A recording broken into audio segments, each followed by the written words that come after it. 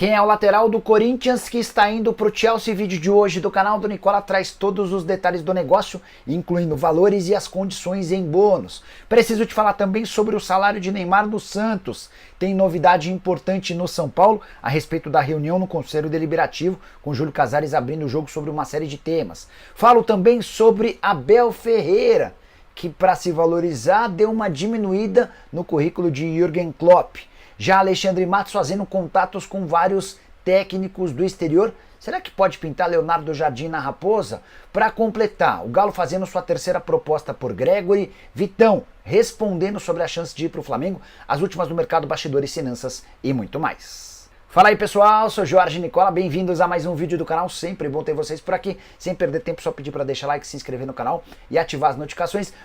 Bora começar o vídeo com aquele tradicional giro de notícias. Rafa Benítez é o plano A, B e C do Botafogo. John Textor tem conversado com o treinador espanhol há alguns dias. Rafa que não trabalha desde o ano passado, quando comandava o Celta. Importante contar que nesse momento da negociação as partes discutem sobre salário e tempo de contrato. Já o Red Bull Bragantino está vendendo o volante Jadson para o Al-Ahly dos Emirados Árabes Unidos, operação de 2 milhões de euros ou mais ou menos 13 milhões de reais. Enquanto isso, Mário Celso Petralha, o homem que manda no Atlético Paranaense, foi filmado mostrando o dedo do meio para torcedores do próprio Furacão. Cena lamentável. Hora de falar sobre Vitão, o zagueiro do Internacional, respondeu sobre o interesse do Flamengo. Ele nega que esteja forçando para deixar o clube, aspas para o Vitão.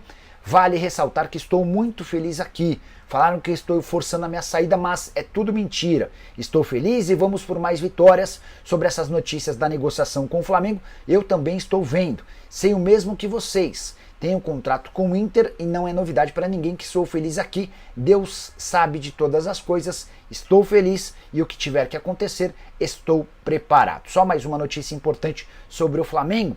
O volante Alan, que era alvo do Pumas, a negociação está encerrada. O time mexicano havia sugerido um empréstimo, o Flamengo disse que só topa negociá-lo em definitivo. Hora de falar sobre o Clube Atlético Mineiro. O Galo fez sua terceira proposta para comprar Gregori do Botafogo. A mais nova oferta de 5 milhões e meio de dólares. O Atlético havia começado em 4 milhões de dólares, subiu para 5 milhões de dólares e agora bate 5,5, valor que equivale a quase 32 milhões de reais. O Galo espera para as próximas horas uma resposta de John Textor. O dono da SAF do Botafogo tem afirmado que não quer negociar o Gregori, pelo contrário, prefere lhe dar um aumento salarial e manter o Gregori como titular absoluto, formando uma baita dupla de zaga de volantes com o Marlon Freitas. Só para completar, em paralelo a isso, Textor tenta segurar o Gregori, dando um aumento, mas se topar o negócio, dá para dizer que o Botafogo vai ter um enorme lucro. Isso porque o Botafogo havia comprado o Gregori do Inter Miami por 2 milhões e meio de dólares e poderia vendê-lo por 5 milhões e meio de dólares. Para completar o noticiário atleticano, Matheus Mendes, que pertence ao Galo, goleiro de muita capacidade, está emprestado ao América, mas não entra em campo nessa noite. Coelho precisaria pagar uma multa de 750 mil reais para utilizar o atleta, e a decisão dentro do Coelho é de que não vale a pena fazer tal investimento. Ele só seria paga essa multa numa eventual final de campeonato mineiro. Só para completar, Matheus Mendes tem deixado excelente impressão no América, contrato de empréstimo gratuito, não há valor para comprar o América. Se o Matheus arrebentar, vai ter de se acertar com o Galo no fim do ano. Hora de falar sobre o Cruzeiro e a busca por um técnico com desacordo em relação aos salários por Renato Gaúcho. Eu nem descarto que essa negociação volte a acontecer, mas o Alexandre Matos, o CEO do Cruzeiro, está no mercado em busca de outras alternativas. Nessa terça-feira ele conversou com o empresário de Carlos Carvalhal e também com o Luiz Castro. Nessa quarta-feira há conversas com Leonardo Jardim, treinador que nesse momento está trabalhando no Al-Ain dos Emirados Árabes, mas pode sair a qualquer momento. A situação dele não é boa. Só uma vitória nos últimos 6 jogos, uma vitória, um empate e 4 derrotas. Cheguei a conversar com um empresário brasileiro que atua muito fortemente no mundo árabe, o Flávio Viana, e ele contou que a condição do Leonardo Jardim por lá é periclitante, que ele pode cair a qualquer momento. Diante desse cenário, situação mais confortável para que o Cruzeiro possa avançar por esse nome. Leonardo Jardim, que tem trabalhado no mercado do Oriente Médio já há algum tempo. Desde 2020 ele saiu da Europa quando treinava o Mônaco. Desde então esteve no Al Hilal, no Al-Ahly, no Al Rayyan e agora no Al Ain. se o Cruzeiro não avançar com nenhum desses técnicos estrangeiros, pode começar a pensar em treinadores brasileiros. Prometo ficar de olho em qualquer novidade, conto para vocês. Quero contar também que Abel Ferreira justificou mais um tropeço do Palmeiras, empate em 0 a 0 com o Red Bull Bragantino, tomando sufoco em alguns momentos do jogo. Falando de Jürgen Klopp, só para lembrar que o ex-técnico do Liverpool hoje trabalha no grupo Red Bull e esteve no Allianz Parque para assistir a partida com foco maior no Red Bull Bragantino.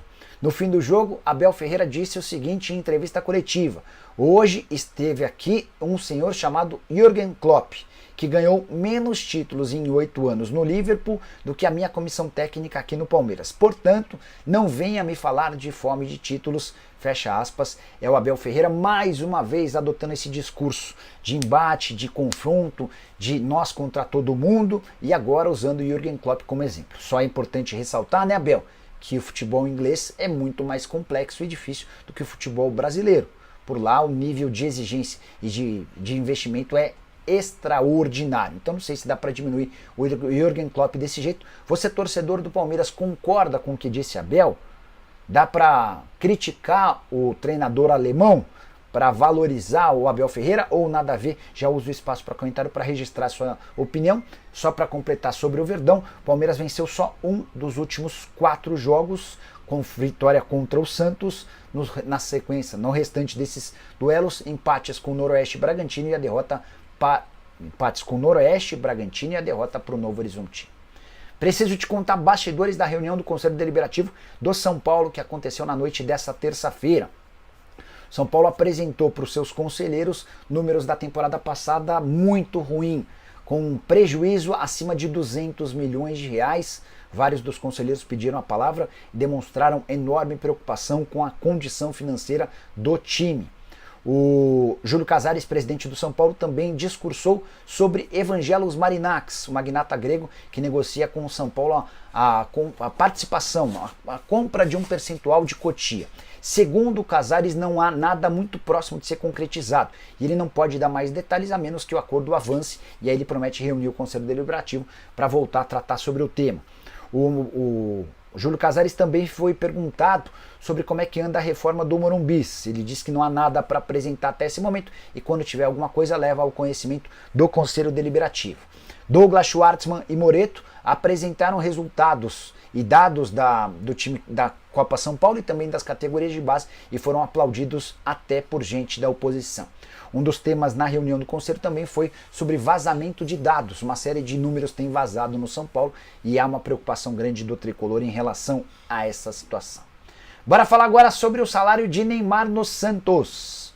Peixe contratou o Neymar com um salário bem pequeno diante da capacidade e qualidade do Neymar. Ele chega para ganhar cerca de R$1 milhão por mês, mas há uma série de outros pontos que vão aumentar as receitas do craque. Por exemplo, a partir de agora, qualquer parceria comercial firmada entre Santos e Neymar vai garantir ao atacante 80% do valor, o Santos fica com 20%. Então uma nova patrocinadora aparece, o Neymar fica com a maior parte da grana, o Santos fica com a menor. O Peixe também promete lançar uma linha de produtos oficiais do craque. Camisetas, copos, bonés, além de outras coisas, com a grande parte da receita destinada ao jogador. Até o plano de sócio-torcedor pode ser alterado, criando uma categoria extra com valores ainda maiores e todo revertido ao jogador. Por falar em plano de sócio-torcedores, nos últimos dias foram 10 mil novas adesões, graças à confirmação da chegada do atleta. Só para completar, a ideia do Santos e do Neymar é que ele estreie no dia 5 de fevereiro, data do seu aniversário de 33 anos, contra o Botafogo de Ribeirão Preto, na Vila Belmiro. Bora fechar o vídeo para falar sobre o Corinthians, que está mesmo vendendo o lateral esquerdo Denner. Só 16 anos de idade, seu destino é o Chelsea. Importante lembrar que ele só pode se mudar para o clube inglês quando completar 18 anos, mas a operação está praticamente sacramentada, 8 milhões de euros fixos, mais 4 milhões de euros em bônus, tá? E esses bônus estão todos atrelados à participação do jogador no time principal. A cada determinado número de jogos, o Corinthians recebe uma grana desse bônus que pode chegar a 4 milhões de euros. O Denner é muito bem avaliado no futebol internacional. Há quem garanta que ele está entre os 3 melhores laterais da sua idade. Só para lembrar que com 16 anos na temporada passada ele era titular do Sub-20. Na Copa São Paulo de Juniores esteve em 8 partidas com 3 gols e 1 assistência. Jogador frequentemente convocado para as categorias de base da seleção. Em breve disputará o Sul-Americano. Mas Nicola, por que o Corinthians vendeu alguém com tanto potencial por um valor tão baixo? O problema está na multa rescisória do atleta, especialmente para clubes brasileiros. Qualquer time do Brasil pagando 10 milhões de reais ao Corinthians pode levar o atleta, isso porque a multa nacional é calculada de acordo com o salário multiplicado por 2.000. Isso equivale aos 10 milhões de reais. Para evitar a perda do Denner para um clube brasileiro, atleta que é representado pelo Juliano Bertolucci, com quem o Corinthians tem um enorme problema, o Bertolucci está cobrando na justiça 78 milhões de reais. Houve o acordo, venda para o Chelsea, 8 milhões de euros fixos, mais 4 em bônus. A entrega acontece quando ele completar 18 anos, menino que faz 17 anos agora no mês de fevereiro. Ao menos entra dinheiro para o Corinthians, mas dá para dizer que é uma venda bastante ruim, levando em consideração todo o potencial desse atleta que é muito, mas muito, muito acima da média. E você, o que pensa sobre a negociação? Não esquece de deixar like, de se inscrever no canal. A gente se encontra mais tarde com outras notícias. Tchau!